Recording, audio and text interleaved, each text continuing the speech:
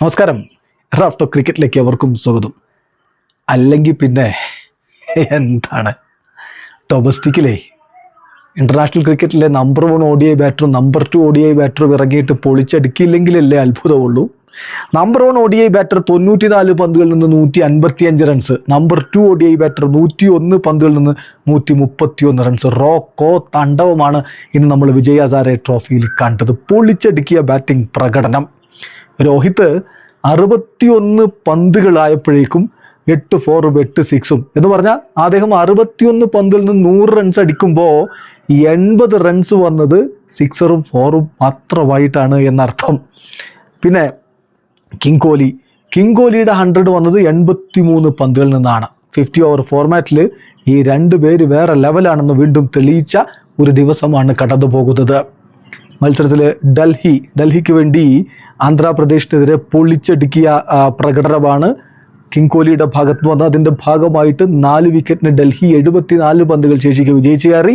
50 ഓവറിൽ ആന്ധ്രാപ്രദേശ് 8 വിക്കറ്റിന് 298 റൺസ് അടിച്ചപ്പോൾ 37.4 ഓവറുകളിൽ 6 വിക്കറ്റ് നഷ്ടത്തിൽ 300 റൺസിലേക്ക് കുതിച്ചെത്തി ഡൽഹി. അതിൻ്റെ കാരണം മറ്റാരുമല്ല, വിരാട് കോഹ്ലി തന്നെയാണ്. 101 പന്തുകൾ, 14 4ഉം 3 6ഉം അടക്കം അദ്ദേഹം 131 റൺസാണ് അടിച്ചത്. അതേസമയം ഇന്ന് മുംബൈ സിക്കിമിനെതിരെയാണ് പൊളിച്ചടുക്കിയ പ്രകടനം രോഹിത് ശർമ്മയുടെ മികവിൽ നടത്തിയത്. സിക്കിം 50 ഓവറിൽ 7 വിക്കറ്റിന് 236 റൺസ് അടിച്ചപ്പോൾ 30.3 ഓവറുകളിൽ വെറും 2 വിക്കറ്റ് നഷ്ടത്തിൽ ആ വിജയലക്ഷ്യം മറികടന്നു മുംബൈ എങ്കിൽ അതിൻ്റെ കാരണമാരാ? അത് രോഹിത് ശർമ്മ തന്നെയാണ്. 94 പന്തുകൾ, 18 4ഉം 9 6ഉം അടക്കം അദ്ദേഹം 155 റൺസാണ് അടിച്ചുകൂട്ടിയത്. പിന്നെ ഇന്ന് കേരളത്തിൻ്റെ മത്സരം ഉണ്ടായിരുന്നു. കേരളം ത്രിപുരയ്ക്കെതിരെ 145 റൺസിൻ്റെ തകർപ്പൻ വിജയം നേടിയിട്ടുണ്ട്.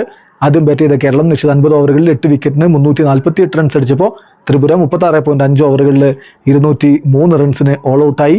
കേരളത്തിന് വേണ്ടി കിടിലൻ ബാറ്റിംഗ് പ്രകടനമാണ് ഇന്ന് വിഷ്ണു വിനോദ് നടത്തിയത്. 62 പന്തിൽ നിന്ന് അദ്ദേഹം 102 റൺസ് അടിച്ചപ്പോൾ ബാബ അപരാജിത് 73 പന്തുകളിൽ നിന്ന് 64 റൺസും രോഹനസ് കുന്നുമ്മൽ 92 പന്തിൽ നിന്ന് 94 റൺസും അടിച്ചു. ഏതായാലും സൂപ്പർ ഡ്യൂപ്പർ പ്രകടനം നടന്നൊരു ദിവസം. വൈഭവ് സൂര്യവംശിയുടെ സെഞ്ചുറി, പിന്നാലെ രോഹിത് ശർമ്മയുടെയും കോഹ്ലിയുടെയും സെഞ്ചുറി.